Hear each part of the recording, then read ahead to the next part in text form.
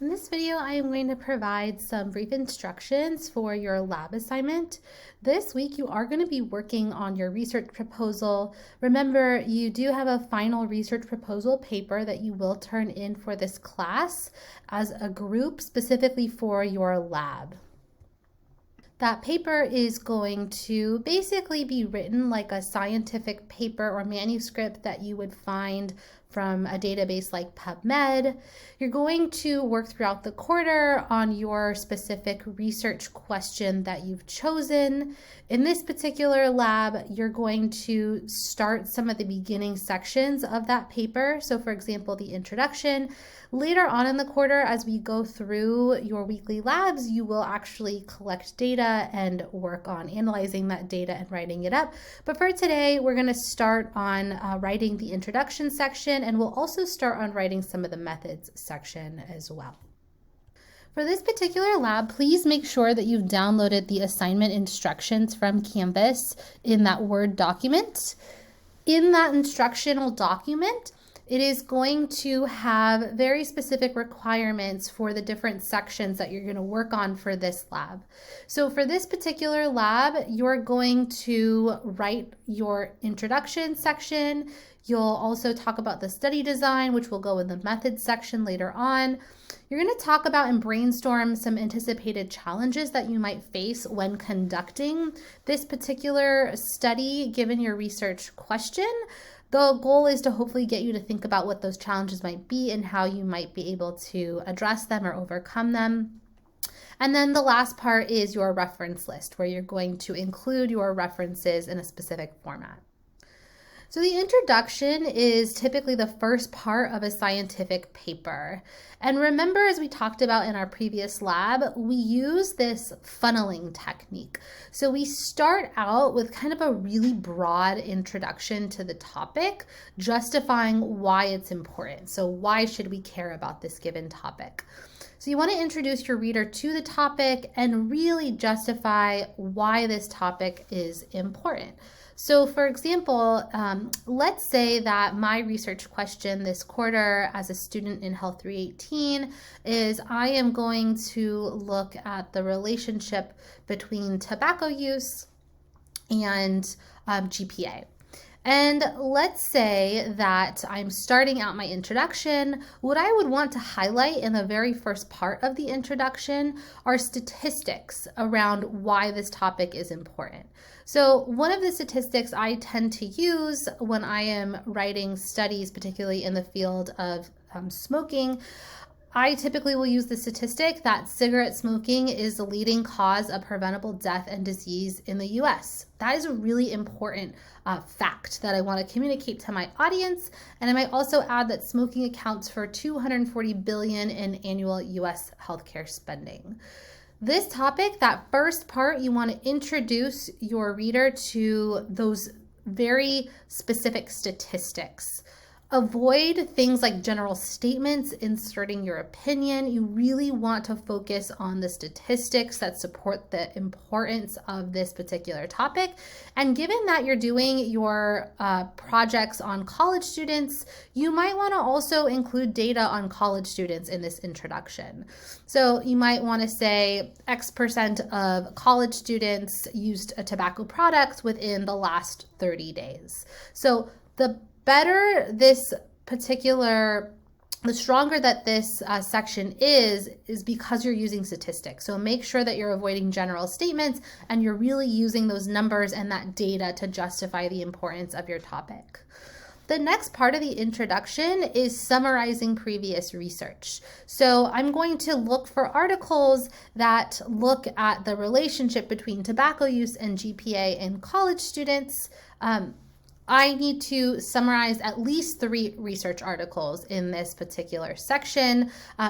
Do a minimum of 3. If you do less than 3, you're probably not summarizing enough of the research. You can go back to your other lab from the previous week where you found those research articles, and hopefully you were able to find articles that looked at those same variables that you're looking at, and you can kind of describe what they found in those previous research studies. The next part of the introduction is talking about the knowledge gap. So right before you get to this section, you're going to be summarizing what we know on a given topic. So part of the way that you communicate why your particular study is important is you state what the knowledge gap currently is in a given field. So what is it that we still don't know about a topic? Where is that gap in knowledge? And how is our study filling that gap in knowledge? So maybe, for example, all the studies on tobacco use and GPA, they're really old. Let's say maybe they're over 10 years old, and we don't know what this looks like today, which is really important given things like the pandemic, which have affected tobacco rates, as well as potentially academic performance among college students. So maybe I need to see what this looks like after the COVID-19 pandemic, or maybe previous studies were done in other countries, or maybe a very specific geographic area in the United States on the East Coast, and we don't know what this looks like in other parts of the US. Think about what is the gap in knowledge that we don't know.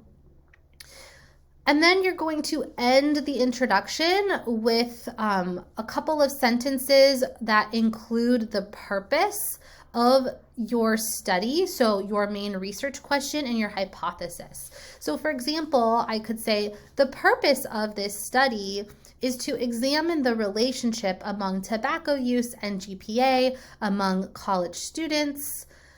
And let's say that I hypothesize that students who use tobacco are going to have lower GPAs. That would be what I would hypothesize that I am going to see.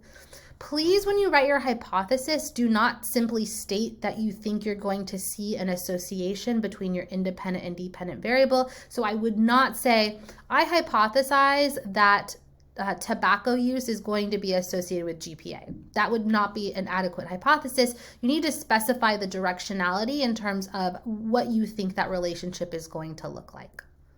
In the next section, you're going to state the study design. Remember, you're going to be sending out a one-time electronic survey to your classmates. So if you're collecting data at one given point in time, that signifies that you're using one specific study design, and hopefully you all know what that is when you're collecting data at one point in time. You're going to talk about the participants, so the people who you anticipate including in your study. Remember, you're going to be sending out a survey to your classmates, and if you have time, potentially other Cal Poly students who you know. So you'll want to describe the study sample. So think about who is going to be in your study, where and when, how many people you anticipate in including, and how you're going to recruit them. Now, at this point in time, you should have approximately 30 people that you anticipate to include. When you actually collect your data, you can update this in terms of how many people you actually got. But right now, you're going to think about how many people you plan to include and how you're going to recruit them. And then you need to specify at least 3 inclusion or exclusion criteria and provide a justification as to why you want to do that. So for example, students often will, for their inclusion criteria or exclusion criteria, they require that participants are a student enrolled at Cal Poly taking at least 12 units. One note of caution: try not to make your inclusion-exclusion criteria too specific, because we're already working with a pretty small sample size. So if you really make that inclusion criteria really, really specific and you knock out and you drop, let's say, 20 out of the 30-something people in this class, you're going to have a really difficult time analyzing your data. So make sure that it's reasonable what you're picking, but it also doesn't exclude basically everyone in the class. You're going to talk about your data collection procedures, so describe how the data will be collected. Remember, you're using an electronic survey. You're going to be using Google Forms. That survey should probably take about 5 minutes. you're going to talk about the measurement of your variables as well. So you need to talk about the measurement of your independent variable as well as your dependent variable. In this section, you are telling me, given the variables that I'm collecting data on for those independent and dependent variables, how am I actually going to measure these variables in my study? So let's say, for example, I am looking at sleep quality and as my independent variable, and I'm looking at stress as my outcome variable. Well, I'm going to need to review the literature and think about how do other studies measure these variables? How do other studies measure sleep? How do they measure stress? So I might find from the literature that I reviewed that the Pittsburgh Sleep Quality Index is this common validated instrument that gets used to measure sleep quality. Now, keep in mind your study that you're doing, your survey, it should be relatively short, so it's probably not going to be feasible to administer the entire Pittsburgh Sleep Quality Index. Pull up that index, and for this particular assignment, I would recommend picking the key questions that are getting at what you really want to look at. For this part, you definitely shouldn't be like making up your own questions unless it's something that's never been studied before. But given the questions that have been proposed for this assignment, everyone should be identifying how they're going to measure those variables from the way that those variables have been measured in other studies. In addition to your independent and dependent variables, you need to identify at least 3 potential covariates. In this case, they're going to be potential confounders that you might need to control for, and explain how you're going to assess them in the survey. So maybe, for example, number of units enrolled might be a covariate that you look at. If I go back to that example of sleep quality and stress, well, the number of units that someone is enrolled in might be associated with both of those variables, and so I might be concerned that that could be a potential confounder. So think about what those 3 potential confounders might be, and then you're going to need to draw a causal diagram that includes a footnote describing how those covariates, how you think that those are related to the exposure and outcome. So this is what a causal diagram is. You're going to have your exposure variable, whatever that might be. Maybe it's sleep quality. Your outcome variable, maybe that's going to be stress.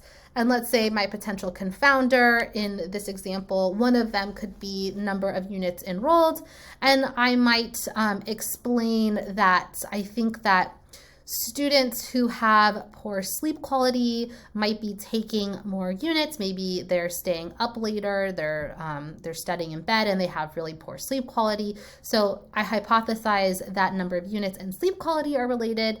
But then I also hypothesize that students who are enrolled in more units might be more stressed. So I might also say that there's a relationship with number of units and my outcome variable stress. And then lastly, I want you to think about what are some problems that you might encounter in terms of conducting your study. So for example, for collecting data on sleep, maybe you think that that's a really subjective thing that's really hard to measure.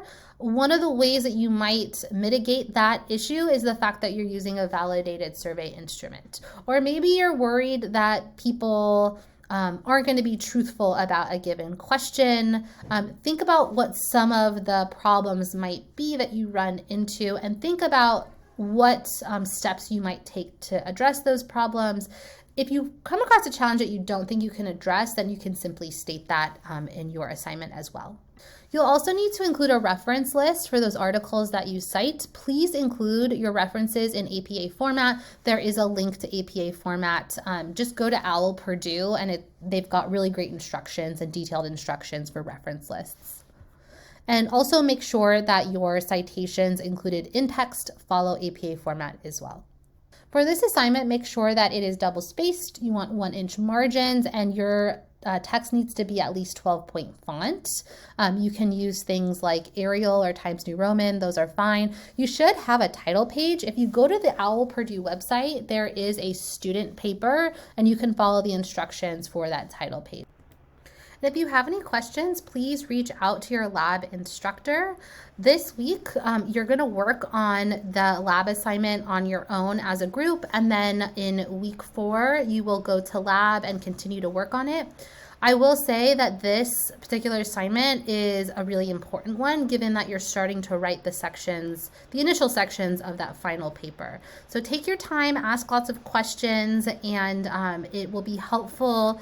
The better you do on this assignment, the better shape you're going to be in for that final paper.